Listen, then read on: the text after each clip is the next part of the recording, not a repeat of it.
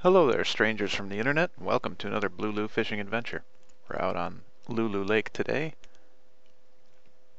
As you can see, it's a rather calm gray day. I'm actually fishing kind of in the afternoon, evening area here.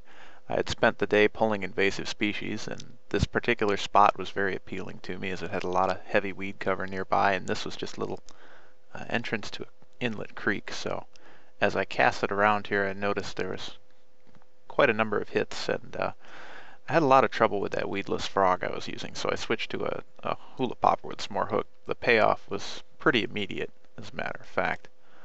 One or two casts I hooked into this fish, as you see here, and gave me a little bit of run for my money. Not too much. Couldn't tell right away if I had a bass or a northern here, but as soon as he made his first appearance, you could see that long green-silver body. It's definitely a northern, and you'll note that's a pretty strong fish there. When it was upside down halfway out of the water, it could still kick itself about 6 feet forward away from the boat. I do get him in and land him here. Hook comes out real easy there in the net. It took me a little while to get that hook out of the net before I could lift him up. Fish still had plenty of fight in him. I tend to bring him in pretty early. I don't play him out too much. Can make holding up fish kind of difficult. Do get him up here, and as you can see, it's maybe a good 18-inch northern. There you go.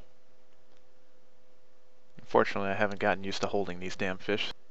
I tend to obstruct the view. And I had a little technical malfunction there. Used another one of those powerful kicks there to send himself right overboard before I could get another shot of him. I continued fishing in that area for a little while, casting into some heavy weed cover. You do kind of a steady twitching retrieve with a frog, and you can generally generate some interest.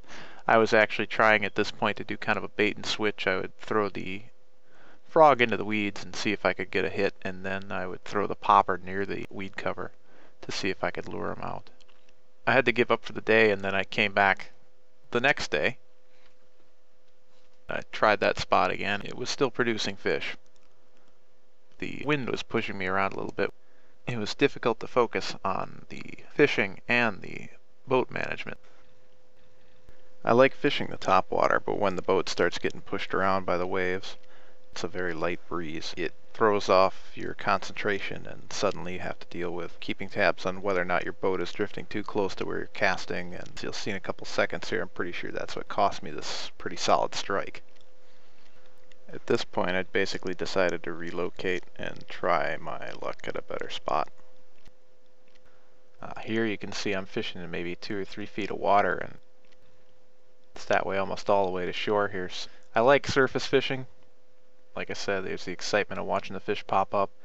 Sometimes you find a fish in a spot that you would never expect to see a fish that big. In this case, I didn't expect to find any big fish, and I was just working my steady retrieve with a hula popper. Nothing too fancy. Sometimes the bass like it very subtle. It's a good time to focus and concentrate on bait presentation. As I get this one on the line here and start bringing them close, you'll see this is just a little runt that threw the hook. See him again here. There he goes. Saves me the trouble, I guess. The last cast of the day here. Hit a pocket of minnows and they go flying like missiles. That's all I got for today. Have a good one.